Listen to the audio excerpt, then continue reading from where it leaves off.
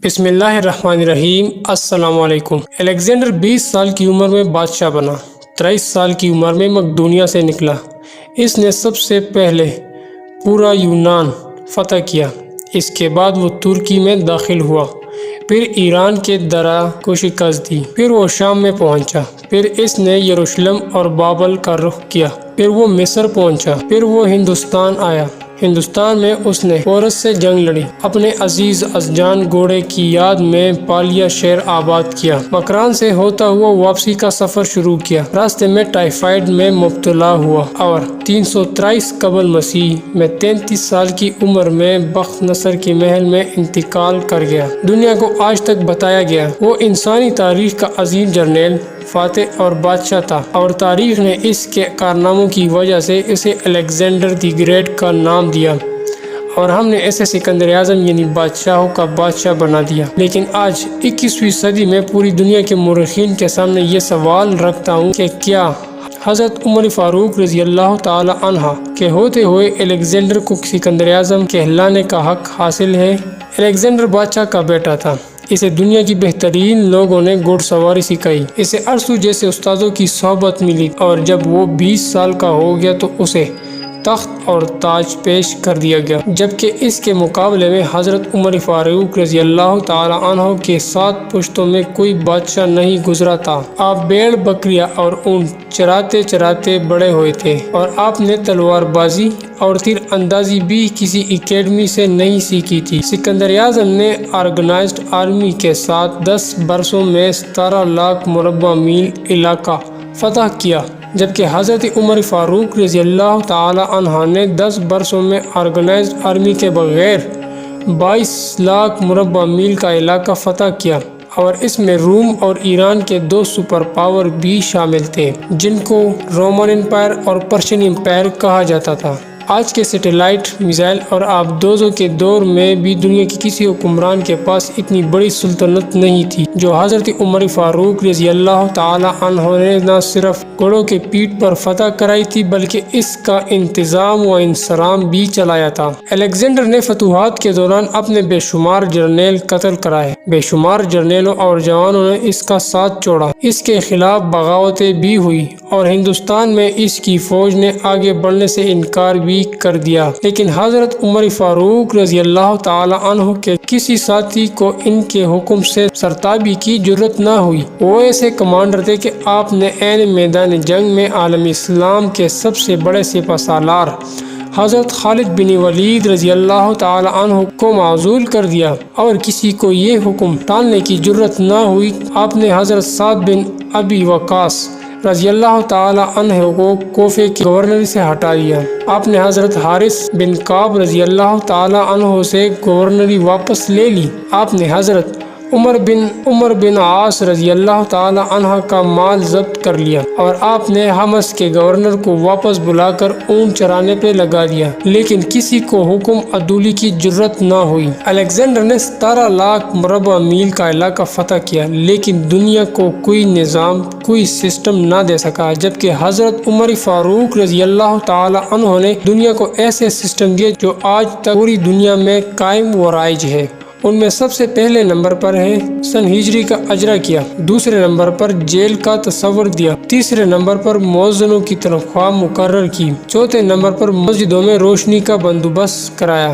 پانچویں نمبر پر پولیس کا محکمہ بنایا، چھٹے نمبر پر ایک مکمل عدالتی نظام کی بنیاد رکھی، ساتویں نمبر پر آبپاشی کا نظام قائم کرایا، آٹھویں نمبر پر فوجی چاونیاں بنوائی اور فوج کا باقاعدہ محکمہ قائم کیا، 9 نمبر پر آپ نے دنیا میں پہلی بار دودھ پیتے بچوں، معذوروں، بیواؤں اور بے آسراؤں کے وظائف مقرر کیے، 10ویں نمبر پر آپ نے دنیا میں پہلی بار حکمرانوں، سرکاری عہدیداران اور ولیوں کے اثاثے ڈکلیئر کرنے کا تصور دیا، 11ویں نمبر پر آپ نے بے انصافی کرنے والے ججوں کو سزائیں دینے کا سلسلہ بھی شروع کیا، 12ویں نمبر پر آپ نے دنیا میں پہلی بار حکمران کلاس کی، 13ویں نمبر پر آپ راتوں کو تجارتی قافلوں کی چوکیداری کرتے تھے، آپ رضی اللہ تعالی عنہ فرمایا کرتے تھے جو حکمران عدل کرتے ہیں وہ راتوں کو بے خوف سوتے ہیں۔ آپ رضی اللہ تعالی عنہ کا فرمان تھا قوم کا سردار قوم کا سچا خادم ہوتا ہے۔ آپ رضی اللہ تعالی عنہ کی مہر پر لکھا تھا عمر نصیحت کے لیے موت ہی کافی ہے۔ آپ رضی اللہ تعالی عنہ کے دسترخوان پر کبھی 2 سالن نہیں رکھے گئے۔ آپ رضی اللہ تعالی عنہ زمین پر سر کے نیچے اینٹ رکھ کر سو جاتے تھے۔ آپ سفر کے دوران جہاں نیند آ جاتی تھی آپ کسی درخت پر چادر تان کر سایہ کرتے تھے اور سو جاتے تھے۔ آپ رضی اللہ تعالی عنہ کے کرتے پر 4 پیوند تھے اور ان پیوندوں میں ایک سوراخ چمڑے کا پیوند بھی تھا۔ آپ رضی اللہ تعالی عنہ موٹا اردرا کپڑا پہنتے تھے۔ آپ کو نرم اور باریک کپڑے سے نفرت تھی۔ آپ رضی اللہ تعالی عنہ کسی کو جب سرکاری عہدے پر فائز کرتے تھے تو ان کے اثاثوں کا تخمینہ لگوا کر اپنے پاس رکھ لیتے تھے اور اگر سرکاری عہدے کے دوران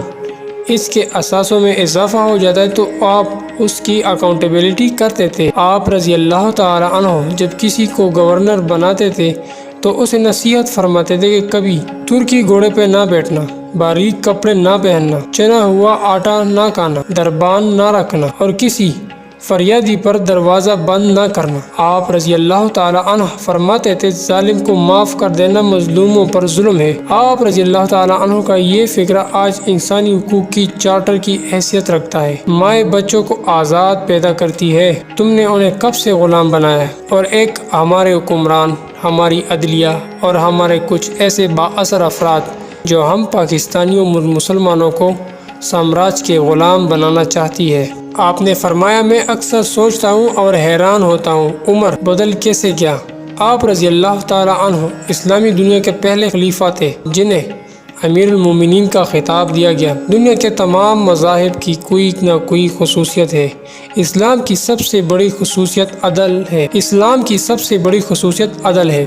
اور حضرت عمر فاروق رضی اللہ تعالی عنہ وہ شخصیت ہے جو اس خصوصیت پر پورا اترتے ہیں۔ آپ کے عدل کی وجہ سے عدل دنیا میں عدل فاروق ہو گیا۔ آپ رضی اللہ تعالی عنہ شہادت کے وقت مکروز تھے،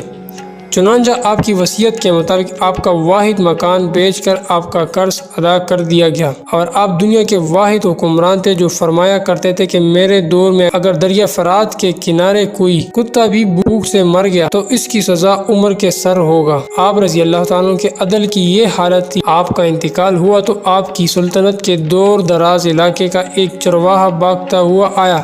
اور چیخ کر بولا لوگو حضرت عمر فاروق رضی اللہ تعالی عنہ کا انتقال ہو گیا۔ لوگوں نے حیرت سے پوچھا تم مدینہ سے ہزاروں میل دور جنگل میں ہو، تمہیں اس سانحے کی اطلاع کس نے دی؟ چرواہا بولا جب تک حضرت عمر فاروق رضی اللہ تعالی عنہ زندہ تھے میری بھیڑ بکریاں جنگل میں بے خوف پھرتی تھی اور کوئی درندہ ان کی طرف آنکھ اٹھا کر نہیں دیکھتا تھا، لیکن آج پہلی بار ایک بھیڑیا میری بھیڑ کا بچہ اٹھا کر لے گیا۔ میں نے بھیڑیا کی جرت سے جان لیا کہ آج دنیا میں حضرت عمر فاروق رضی اللہ تعالی عنہ موجود نہیں۔ میں دنیا بھر کے مورخین کو دعوت دیتا ہوں وہ الیگزینڈر کو حضرت عمر فاروق رضی اللہ تعالی عنہ کے سامنے رکھ کر دیکھیں، کیونکہ الیگزینڈر کی بنائی سلطنت اس کی وفات کے 5 سال بعد ختم ہو گئی، جبکہ حضرت عمر فاروق رضی اللہ تعالی عنہ نے اپنے دور میں جس خطے میں اسلام کا جھنڈا بھجوایا وہاں سے آج بھی اللہ اکبر کی صدائیں آتی ہے، وہاں آج بھی لوگ اللہ کے سامنے سجدہ کرتے ہیں۔ دنیا میں الیگزینڈر کا نام صرف کتابوں میں سمٹ کر رہ گیا ہے، جبکہ حضرت عمر فاروق رضی اللہ تعالی عنہ کے بنائے نظام دنیا کے 245 ممالک میں آج بھی کسی نہ کسی شکل میں موجود ہے۔ آج بھی کسی ڈاک خانے سے کوئی خط نکلتا، پولیس کا کوئی سپاہی وردی پہنتا ہے، کوئی فوجی جوان 6 ماہ بعد چھٹی پر جاتا ہے، یا پھر حکومت کسی بچے، معذور، بیوہ یا بے آسرا شخص کو وظیفہ دیتی ہے تو وہ معاشرہ، وہ سوسائٹی بے اختیار حضرت عمر فاروق رضی اللہ تعالی عنہ کو عظیم تسلیم کرتی ہے، وہ انہیں تاریخ کا سب سے بڑا سکندر مان لیتی ہے، سوائے ان مسلمانوں کے جو آج احساسی کمتری کے شدید احساس میں کلمہ تک پڑھنے سے پہلے دائیں بائیں دیکھتے ہیں۔ لاہور کے مسلمانوں نے ایک بار انگریز سرکار کو دھمکی دی تھی اگر ہم گھروں سے نکل پڑے تو تمہیں چنگیز خان یاد آ جائے گا۔ اس پر ہندوستان کے سابق وزیر اعظم جواہر لال نہرو نے مسکرا کر کہا تھا افسوس آج چنگیز خان کی دھمکی دینے والے مسلمان یہ بھول گئے کہ ان کی تاریخ میں ایک حضرت عمر فاروق رضی اللہ تعالی عنہ بھی تھا، جن کے بارے میں مستشرقین اعتراف کرتے کہ اسلام میں اگر ایک عمر اور ہوتا تو آج دنیا میں صرف اسلام ہی ہوتا۔ ہم آج بھی یہ بھولے ہوئے ہیں کہ ہم میں ایک حضرت عمر فاروق رضی اللہ تعالی عنہ بھی تھے،